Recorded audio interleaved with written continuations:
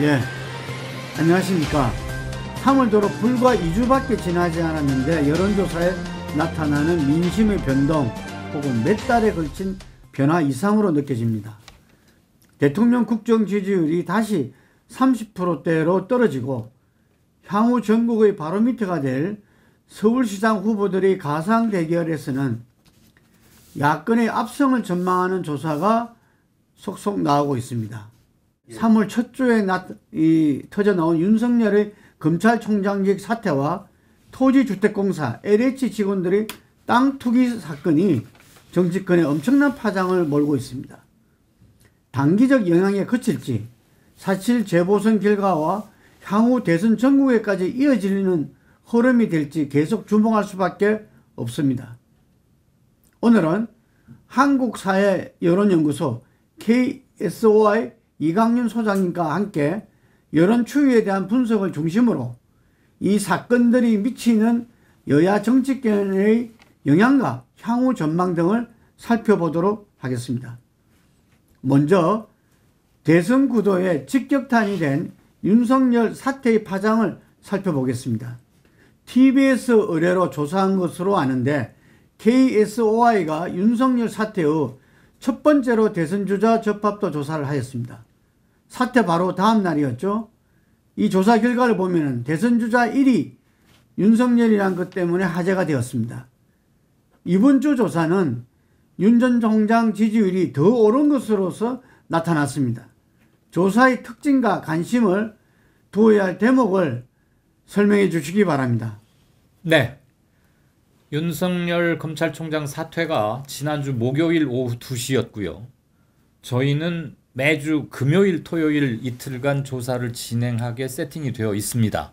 그런데 공교롭게도 그 시차가 아주 딱 들어맞았다고 볼 수 있는데요. 한마디로 줄이자면 컨벤션 효과까지 더해진 게 아니냐. 그러니까 지난주 목요일 윤석열 당시 검찰총장의 사퇴 선언은 실질적으로는 정치 데뷔 선언이라고 읽는 게 맞겠고요. 그의 정치 참여 여부를 포함해서 뉴스메이커였던 윤석열 총장의 과단한 그리고 예상보다는 조금 앞당겨진 사퇴 선언이 일파만파를 불렀습니다. 저희들 조사가 만 하루 뒤에 실시됐는데요. 그 하루 동안 윤석열 사퇴라는 뉴스는 퍼져나가기에 충분한 시간을 갖고 있었고 더군다나 도하 모든 언론, 신문 방송이 목요일 오후부터 금요일 아침까지 메인 뉴스 때의 탑 뉴스로 다 이것을 다루고 있었습니다. 그러니까 다른 사안이나 이슈, 뉴스에 비해서 전파 속도가 굉장히 빨랐고 윤 총장의 사퇴가 갖는 정치적 의미까지도 국민들에게 전달되기에 충분했다. 공교롭게 그때 저희는 조사가 시작됐던 겁니다. 윤석열 총장이 사퇴 선언을 해서 부랴부랴 금요일날 조사를 시작한 게 아니라는 것을 다시 한번 말씀을 드립니다. 어쨌거나 그 피크일 때 조사가 이루어졌기 때문에 윤 총장에 대한 개인적 지지 이런 것들이 많이 좀 나타났고요.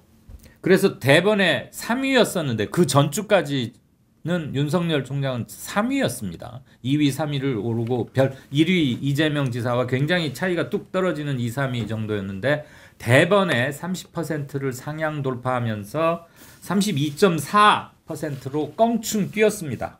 당시 이재명 후보는 24.1%, 이낙연 후보 14.9%입니다. 모두 다 오차범위 밖으로 밀어내고 윤 전 총장이 32.4%로 1위를 한 데 이어서 그 일주일 뒤인 3월 2주차 조사에서도 37%를 넘었습니다. 이건 뭐 혼자서 4.8%포인트가 오른 거죠. 나머지 두 후보는 제자리거나 조금 빠졌습니다. 그래서 윤석열 효과가 단 한 주에 파급을 미치는 일시적 뉴스는 아니라는 것. 이제 윤석열은 정치권의 상수로 자리 잡고 있다는 것. 그리고 대선에서 윤석열을 어떤 식으로든 빼고 말할 수 없다는 것을 확인시켜 줬죠. 여기에 조금 이따 말씀 나오겠습니다만 LH 사태로 인한 정부에 대한 반감까지도 윤석열과 일부 결합되면서 상호 상승 작용을 불러일으키는 게 아닌가 싶습니다. 다른 조사 비교하면 어떻죠? 예, 대표적인 게 저희 KSOI 한국사회여론연구소보다 하루 늦게 조사를 했고 지사 기간은 더 길었습니다. 리얼미터의 경우를 봐도 윤석열, 이재명, 이낙연 순서는 똑같았고요. 지지율은 저희보다 조금 낮았습니다. 우리는 32.4, 리얼미터는 28.4인가 아마 그랬죠. 그건 크게 의미 있는 숫자는 아니고요. 순위가 같았다는 것, 윤석열이 대변에 1위로 치고 올라왔다는 것, 그게 뉴스의 흐름이자 단기 추세로 봐야 될 것 같습니다. 예. 그 갤럽 조사에서는 3월 2주차 조사에서 윤석열 총장에 대한 지지율은 24%로 이재명 지사하고 동률로 나왔었어요. 그렇죠. 갤럽만 그랬죠. 예. 한 달 전 2월 1주차 조사에서는 윤 총장이 9%였거든요. 예. 그래서 무려 15%가 상승했습니다. 네, 퍼센트 포인트. 예, 네. 포인트가 상승했는데 이걸 보면은 보수 야권 취재청이 급속하게 윤석열 결집하고 있음을 확인할 수 있었거든요. 그렇죠. 그래서 제가 지난주 전국 진단에서도 갈 곳 모르던 문재인 정권 반대 정서가 윤석열이란 블랙홀로 빨려든 모습이다 이렇게 표현을 했는데요. 우리가 이거에 대해서 조금 더 이렇게 한 걸음 더 들어가 보면은 국민의힘 지지층 가운데 윤석열 지지가 28%에 불과했는데 그 전에 이번 조사에서는 64%가 지지하는 걸로 나타났습니다. 보수 성향 유권자에서 보면은 20%에서 42%로 중도 성향은 10%에서 30%로 상승했습니다. 그렇죠. 그러면서 다음 대선에서 정권 교체를 기대하는 층에서 윤석열을 지지하는 비중이 18%에서 50%까지 올라갔어요. 이거는 정말 상상하기 힘든 예, 변화입니다. 이 상대적으로 정권 재창출을 원하는 사람이 이재명 지사의 비중이 46%거든요. 그래서 결집도가 더 크다. 그렇죠. 이 쏠리는 기대를 확인할 수 있겠습니다. 자, 이제 또 한편 우리가 지난주부터 블랙홀 된 게 LH 사태입니다. 예. 이 LH 사태가 정치권 전반의 최대 이슈로 지금 떠올랐는데 윤석열 지지율이 반짝 효과에 그치지 않고 오히려 상승세를 보이는 데는 또 LH 사태도 영향을 미치고 있다고 봐야 되지 않겠습니까? 당연합니다. 예, 일단 30% 지지율을 오르내린다는 것은 현 시점에서 가장 많이 관심을 받고 있다. 윤석열 전 총장이 그런 해석이 당연히 가능하겠고요. 단기적으로 이번 보선과도 결부시켜서 생각한다면 보선이 이제 불과 3주 정도밖에 안 남았는데 윤석열과 LH 이 두 가지 이슈 말고는 크게 잡히지가 않습니다.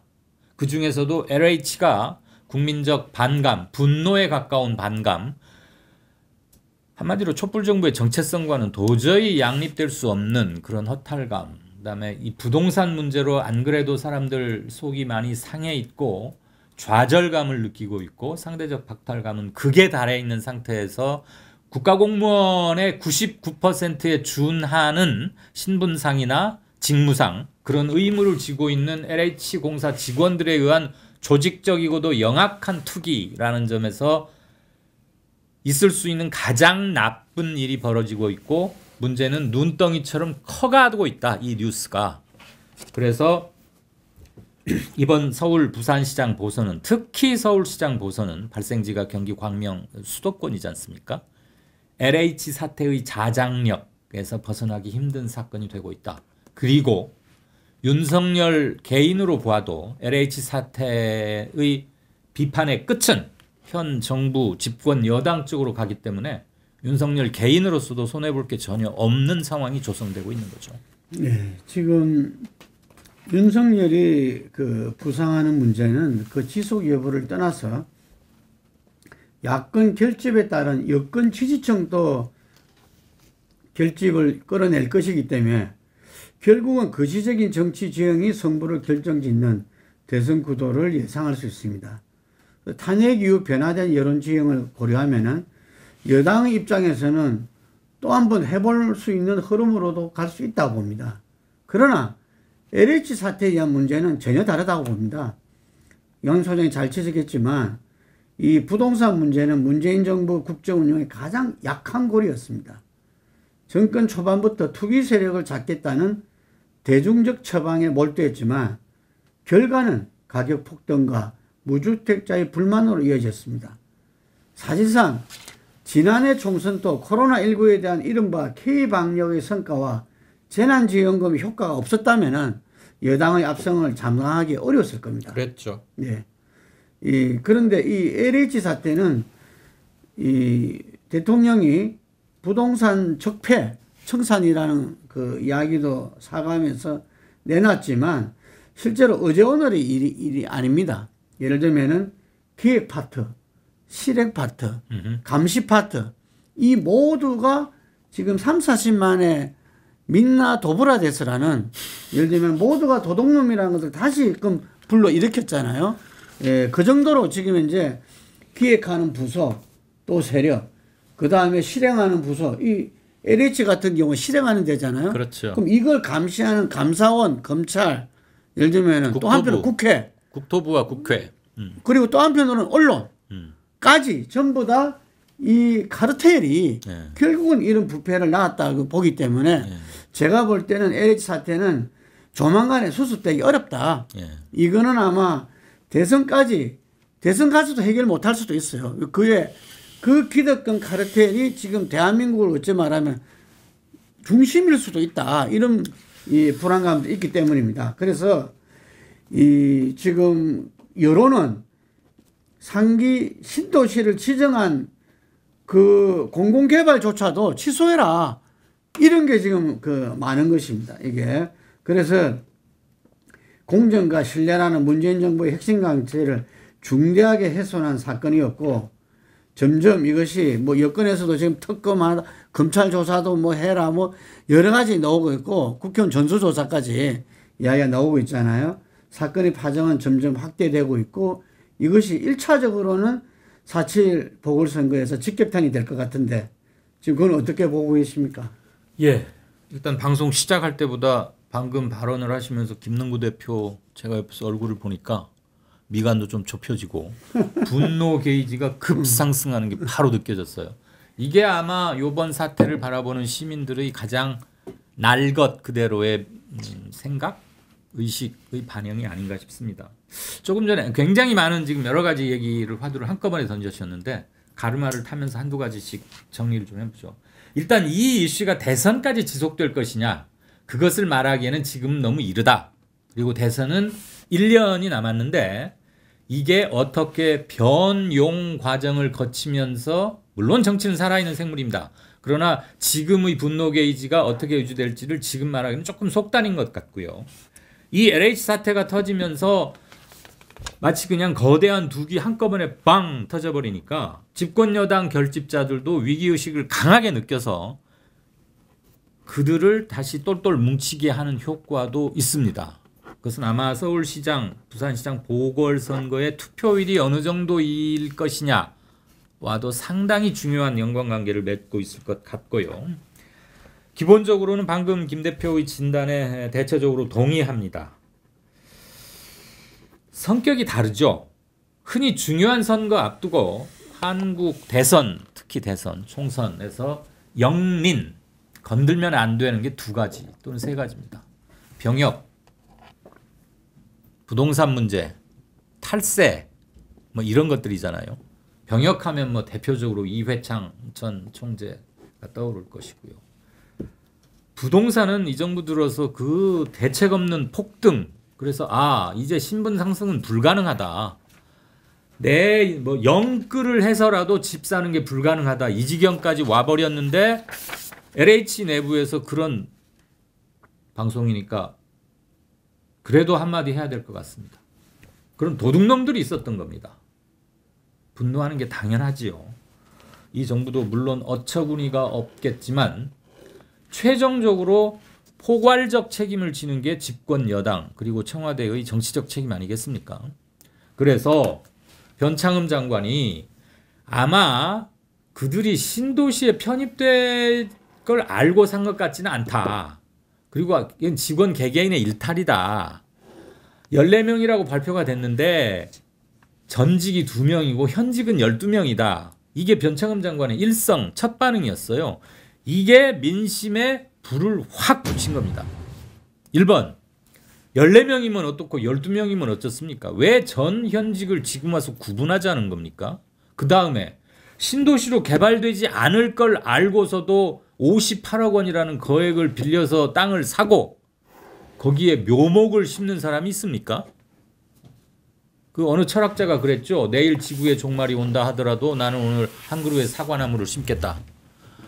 묘목 심은 사람들 보니까 한국에 그렇게 성스러운 한 그루의 사과나무를 심는 사람들이 최소한 12명이 확인돼서 저는 참 놀랐습니다. 그렇고 촛불정부 정체성에 대한 일단 심각한 회의와 비판입니다. 이게 이 정부가 갖는 이번 사건으로 인해서 얻게 되는 가장 큰 정치적 데미지이자 아마 이것 때문에 김능구 대표께서도 내년 대선까지도 계속 갈 수 있는 이슈가 아니겠느냐. 정체성에 대한 비판은 그에 상응하는 그에 걸맞는 어떤 조치가 있어야 넘어갈 수 있는데 과연 이거보다 더 큰 태제 또는 이슈가 뭐가 있을까? 어떻게 해야 성난 민심을 좀 다독거리면서 보완책을 내놓고 그래서 사람들이 재발 방지에 대한 기대 심리를 갖게 될 수 있을까? 대단히 어렵습니다. 그만큼 짐은 무거워지겠고요. 갤럽에서 3월 2일에서 4일까지 사흘치 조사한 걸 보니까 문재인 정부의 부동산 정책 잘못하고 있다 74%, 잘한다 11%에 불과했습니다. 74%라는 것은 여론조사에서 절대 다수라고 합니다. 이건 도저히 뒤집어질 수 없는, 대개 50% 후반대나 60% 중반만 나와도 우리가 굉장히 큰 의미를 부여하게 되는데 74%가 현재 문정부의 정책이 잘못됐다라고 말하는 것은 백지 상태로 되돌아가서 다시 시작하라는 국민적 명령으로 해석해야 되지 않을까 하는 수치다. 저는 그런 생각을 갖고 있습니다. 예, 제가 대선 정국까지 간다고 이야기한 거는 뭐냐면은 지금 이 문제가 단순하게 지금 LH 직원들의 어떤 투기도 아니고 일부 학자들은 이것은 야바우다. 투기란 것은 위험을 무릅쓰고 이렇게 그걸 하는 게 투기라 하잖아요. 그렇죠. 날릴 수도 있는 거죠. 이미 결과를 예상하고 자기들이 얻을 이득을 갖다가 예상하고 했기 때문에 이거는 야바우다 이렇게 이야기를 하더라고요. 굉장히 살아있는 비유네요. 그런데 이게 지금 우리 한국 현대사에서 지금 아직까지 해결되지 않는 적폐란 이야기죠. 제 이야기는. 그래서 이번 대선에서 이거는 반드시 해결돼야 될 후보들이 거기에 대한 대책을 내놓고 그 이후 정부가 이걸 갖다가 전면적으로 저는 해결해내야 된다. 구조적, 제도적인 뭘 만들어야 한다. 이건 문재인 정부에서 아마 드러내기도 쉽지 않을 것이다. 오케이. 이게 왜냐하면은 잘 아시겠지만 우리가 개방되고 나서 일본 놈들이 일제 시대에 우리나라 그것을 갖다가 전부 다 자기 재산으로 다 이렇게 바꿨잖아요. 네. 그 부분을 해방 이후에 국유화를 다 시켰어요. 네. 근데 그걸 갖다가 풀어하는 과정에서 온갖 특권이 있었잖아요. 그렇죠. 예. 그리고 두 번째는 왕실 재산. 우리는 왕조 국가에서 식민지를 했다가 다시 민주국가가 됐기 때문에 공화국으로 넘어오는 과정에서 왕실 재산을 갖다가 또 이것을 갖다가 국가가 공유하면서 제대로 쓰는 것이 아니라 이 불화 과정에 또 여러 가지 그게 있었다는 거죠. 예. 그리고 이 앞에 과정에서는 사실 친일파들이 많이 그거를 갖다가 하게 됐고 뒤에 과정은 이 군대 장성들한테 그 불화를 갖다가 많이 했다는 이야기입니다. 군사 독재 정권 박정희 정권의 원죄가 거기서부터 시작된 거고요. 그리고 우리가 1970년이라는 그 영화에도 나왔지만 강남 개발 시대에 그때는 아예 정부 자체가 그게 앞장서 가지고 그게 자기들이 강남 도시개발에 있는 그 요지들을 갖다가 다 사들이고 하는 것들이 이 서류에도 나와 있고 영화에도 그 표현이 된 바 있죠. 본격적으로 아예 대놓고 대규모 땅 투기를 한 거죠. 개발이라는 미명 하에. 네. 그런데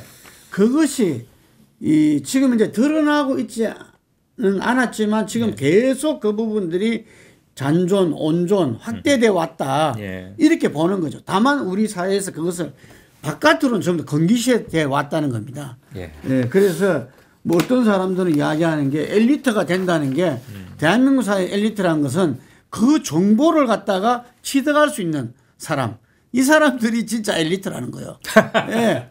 그래서 그 부분은 뭐 예를 들면은 정부 부처라든지 아까 말한 대로 그런 그 공권력 기관들 예. 예, 뭐 이전에 국정원이나 뭐 검찰이나 경찰 말할 것도 없이 그다음에 입법기관인 국회 그리고 심지어 언론까지 예. 이 부분에서는 거대한 카르텔이 구성되고 있었다는 거죠. 예. 그래서 이거는 드러내기도 힘들다. 예. 왜냐하면 전부 다 어쩌 말하면 다 공범이거든요. 알겠습니다. 이게 그래서 이 문제를 갖다가 이 가감하게 제대로 드러내고 만약에 저는 문재인 정부가 이걸 드러내기만 제대로 한다 하더라도 저는 1차적 성과는 거두는 것이다. 촛불 정부로서 저는 성과를 거뒀다 평가될 거라 봅니다. 아까 그 민나 도로보데스인가 예. 예. 그런 말씀하셨잖아요. 예. 본인의 연식도 드러낼 겸 그 예전에 아주 빅히트했던 드라마의 한 유명한 대사이기도 한데 김 대표 혹시 사학과 나오셨어요? 예.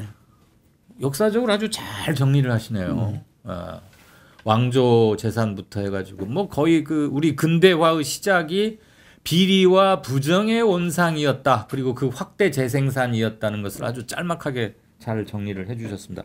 그 지금 그래서 이번 사태에 대한 대통령의 첫 반응이 일단은 며칠 있다가 사과를 했고 두 번째로 바로 부동산 적폐와의 싸움이 남은 임기, 당신의 남은 임기 1년간의 메인 잡, 주 목표가 될 것이라고 했어요. 그리고 네. 지금 김 대표는 그것을 잘 드러내는 것만 해도 문제점이 무엇라는 것을 드러내서 가르마를 잘 타놓기만 해도 다음 정부 사람들이 뭘 어떻게 해야 할지 이정표를 만드는 것이다. 이렇게 의미 부여를 해주셨습니다. 기본적으로 동의하고요.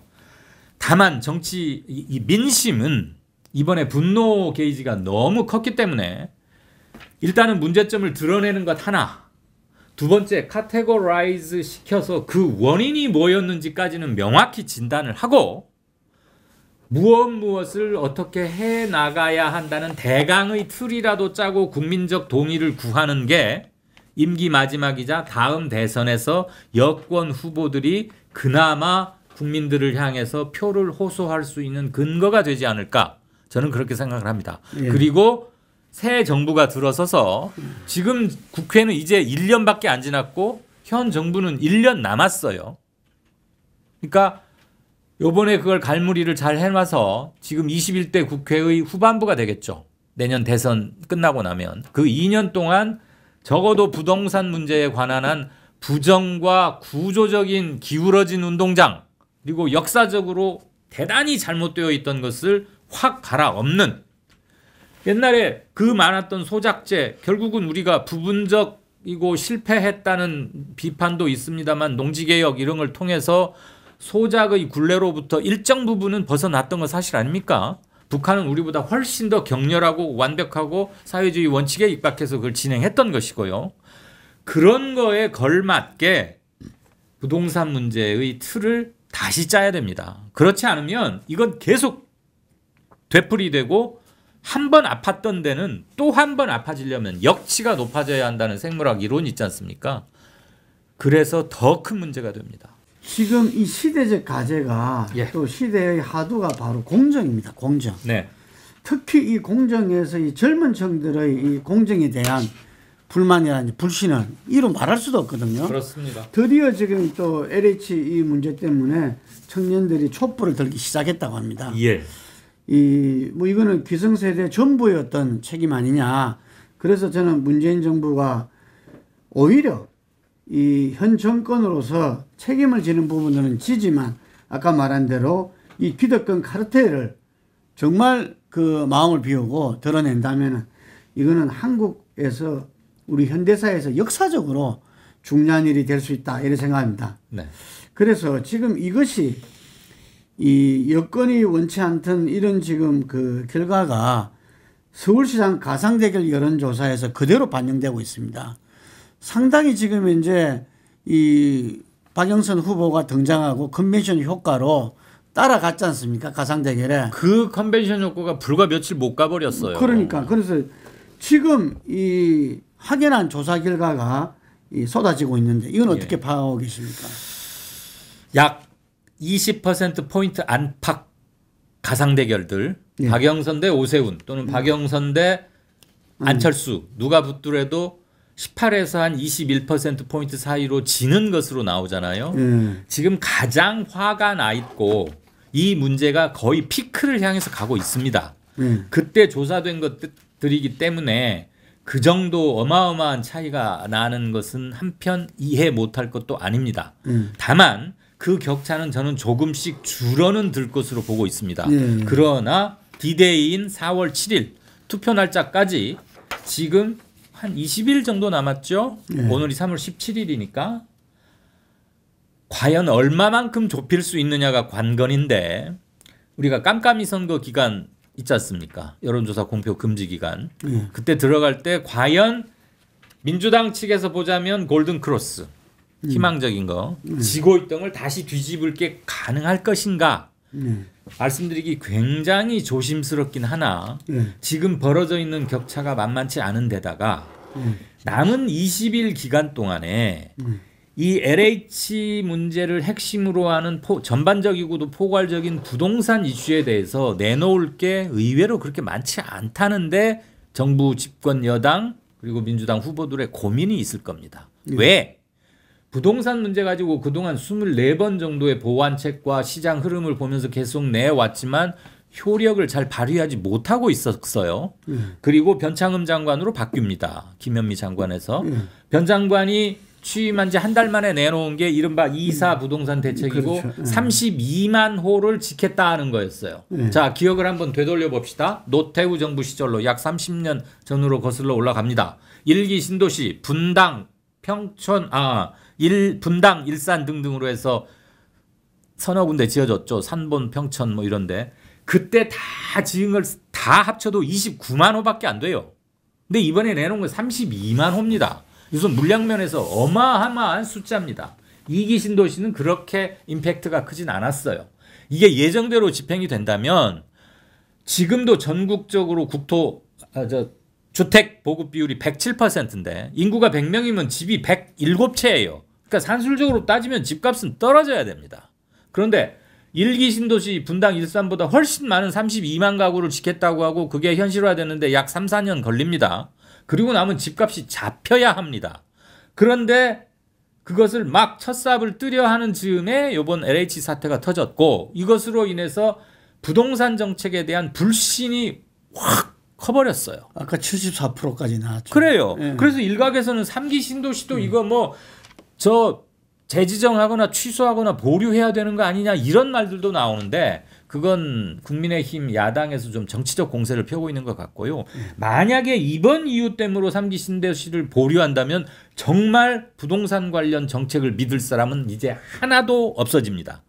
엄벌을 할 건 엄벌을 하고 다 조사를 해서 환수할 건 하고 파면은 기본이고 그다음에 국민을 조롱했던 LH 직원들 뭐 내부에서는 눈 깜짝도 안 한다 뭐 안 입고 오면 우리 회사로 이직해라 이런 내부 정보가 우리 LH 토지공사 주택공사의 복지제도다 이런 사이코패스 같은 말을 하는 직원들 끝까지 찾아내서라도 상응하는 처벌 이 사람들에게는 파면만큼 무서운 게 없습니다. 왜? 정년 날라가죠? 저 뭐 퇴직금이니 연금 따박따박 받을 재미로 살아왔는데 없어집니다. 그렇게 해도 국민 분노가 풀어질까 말까 하는 건데 3기 신도시는 이번 건의 조사는 조사대로 하되 신도시는 계속 집행을 해야 합니다. 그래야 최소한의 국민적 신뢰를 확보할 수 있는 것이지 이런 일이 터졌다고 다 무효로 하고 새칠로 하겠습니다. 그 혼란은 이루 말할 수가 없습니다. 어쨌거나 이번 선거는 LH 사태 선거로 지박할 수 있고요. 부동산 정책 불만이 이번 LH 사태로 대폭발한 것이고 서울시장 보궐선거 이슈에서 모든 걸 다 빨아들여 버렸습니다. 윤석열 등장도 잠시 쉬어갈 정도로 빨아들이고 있어요. 일단 신문 방송의 탑뉴스가 다 이겁니다. 아까 말씀드린 대로 부동산과 병역은 역대 선거 최대의 영린인데 이번은 그걸 아주 제대로 건드렸고요. 보류 시에는 국민적 혼란과 비판이 더 거세져서 이 정부는 남은 1년 동안 제대로 된 정책을 펴기 힘들 만큼의 그로기 상태로 갈 수도 있다고 봅니다. 그래서 금방 그 이야기한 이 LH 사태의 영향으로 이번 서울시장 선거의 변수 중에 하나라고 꼽아봤던 그 야권 단일화. 예. 야권 단일화에도 상당한 영향을 주는 것 같아요. 그렇죠. 예, 이게 3자 대결에서도 오세훈 후보가 승리하는 그런 게 결과가 나오고 있고. 물론 그건 오차범위 예, 오차범위는 아니지만. 아니긴 하지만. 예, 그리고 오세훈 지지세가 안철수를 갖다가 넘어서는 예. 그런 조사 결과도 나왔는데 어제 지금 그 TV 토론이 끝났죠? 그래서 예. 오늘하고 내일 조사하는 걸로 이틀간 해서 예. 모레 이제 발표하는 건데. 알고 있는데 뭐 오세훈 후보는 어제 그 내곡동 예. 그 지정 문제 때문에 그건 좀 대응을 잘 못한 것 같아요. 예, 그래서 막판에 그게 영향을 좀 미치지 않나 이런 예. 이야기도 있는데 어쨌든 지금 팽팽합니다. 정직성으로 직결되기 때문에 아까 저 김능구 대표께서 화두가 공정이다. 예. 우리 저 PD분도 아주 젊으시지만 20, 30대 이른바 MZ 세대로 넘어가면서 공정, 정의, unfair하다. 이거는 untouchable입니다. 예. 이거 걸리면 누구도 살아날 수 없고 그건 사회가 맞게 가고 있다고 봅니다. 그 기폭제가 됐던 게 촛불이었고 촛불 정신으로 출범한 게 이번 정부 아니겠습니까? 거기에서 불공정한 게 나타나면 분노는 2배, 3배로 커지죠. 박근혜 정부나 이명박 정부에서 불공정한 게 드러나면 출범부터가 그렇고 그 당의 정체성이 원래 그런 거 아니야? 뭐 이런 게 좀 있는데 지금 경우는 완전히 다릅니다. 네, 방금 김 대표께서 지금 오세훈 안철수 후보 간의 단일화 얘기를 잘 정리해 주셨는데 그중에 잠깐 변수가 하나 생겼어요. 아, 예. 어제 TV 토론 끝내고 원래는 오늘 내일 이틀간 그렇죠. 여론조사를 하기로 했잖아요. 예. 원래 타임테이블에 의하면. 예. 그런데 문항을 어떻게 할 것이냐. 아, 그게 합의 안 그 됐어요? 세부적인 룰이 합의가 안 돼가지고 지금 여론조사 들어갔어야 하는 시간인데 이 시간 현재로는 아직 진행이 되지 않고 있습니다. 최악의 경우에 구체적인 룰 협상에 실패해서 만약에 여론조사가 이틀간 진행이 안 된다거나 또는 후다닥 합의를 해서 하루치만으로 끝내자 그랬을 때는 이미 아름다운 단일화 효과는 상당히 휘발됐고 물 건너 갔는데 단일화가 될지 안 될지가 막판에 암초를 만났어요. 그런데 그럼에도 저는 단일화는 가까스로 되기는 될 것으로 예측합니다. 이 예측 틀리면 저 다음 주부터 출연 못 하나요? 그 단일화 효과는 상당히 좀 반감될 수밖에 없다. 뭐 그런 이야기인데 이 국민들한테 지금 현재 기억되고 있는 것은 노무현 정봉준 단일화입니다. 사실 2002년도에 그 대선을 앞두고 단일화에서 1위가 이해창 후보였기 때문에 2, 3위 후보가 단일화에 대한 필요성이 국민적으로 제기됐었죠. 그런데 당시 노무현 후보는 모든 여론조사에서 정봉준 후보에게 5% 내지 10% 사이에서 뒤졌어요. 그럼에도 불구하고 단일화에 대해서 흔쾌히 합의하고 이 실시에 들어갔고 그 여론조사 결과가 이렇게 그전 여론조사보다는 엎어진 거죠. 그래서 단일화에 노무현 후보가 승리하고 본선 승리까지 이어졌는데 이번에 이 오세훈과 안철수 단일화에 있어서 삿바 싸움이 너무 길다. 그리고 좀 전에 우리 이관우 소장이 이야기한 대로 안철수의 단일화하면 국민들한테 저 사람이 과연 할까 의심할 정도로 그동안 계속 단일화에 대한 이 실망감을 줘왔다는 거죠. 그리고 피로도가 너무 높아요. 이제.